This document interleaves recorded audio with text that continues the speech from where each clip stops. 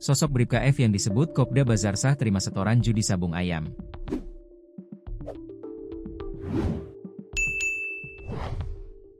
Sosok Bribka F, yang disebut Kopda Bazarsah, terdakwa penembakan 3 anggota polisi di arena judi sabung ayam di Waikanan, Lampung, menerima uang setoran.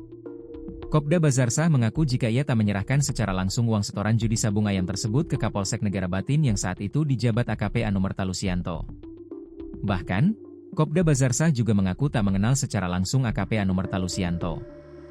Fakta baru itu terungkap saat sidang lanjutan dengan agenda pemeriksaan terdakwa di Pengadilan Militer I04 Palembang pada Senin, 14 Juli 2025. Bazarsah tidak menyetorkan uang hasil judi sabung ayam secara langsung kepada AKP Anumerta Lusianto, melainkan kepada seorang oknum polisi berpangkat Bribka. Tidak hanya itu, kebohongan lain Kopda Bazarsah terkait posisi saat menembak Bribtu Anumerta Galib juga terbongkar. Sebelumnya, terdakwa mengaku menembak Galib dengan posisi tiarap, namun dalam persidangan terungkap bahwa ia menembak sambil jongkok. Ketua Majelis Hakim Pengadilan Militer, Kolonel CHK, K.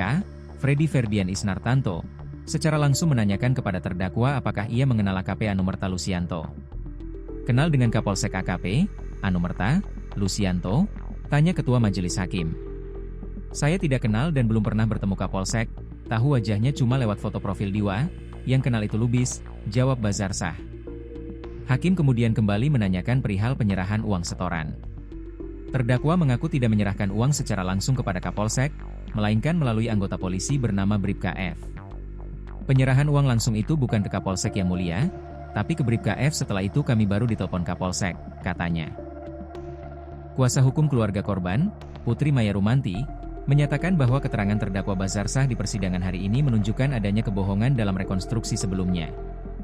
Putri juga menyoroti pengakuan Bazarsah dari awal yang menyatakan menyerahkan uang setoran langsung ke Kapolsek Negara Batin. Dari hasil penyelidikan dan fakta persidangan yang jadi ucapan terdakwa banyak bohong. Awalnya mengakui datang langsung menemui Kapolsek, faktanya yang menerima oknum siapa Bribka R atau siapa tadi F ya.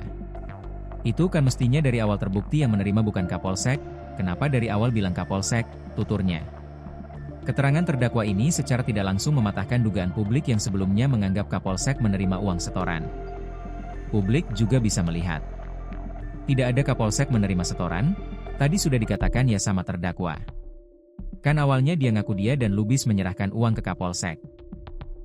Ternyata Bribka itu yang menerima, tapi kami juga tidak tahu benar atau tidak menerima, kata Putri.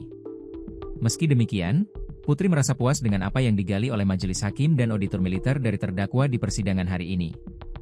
Kami netral saja karena masing-masing pihak sudah sesuai sama jalurnya. Kami puas.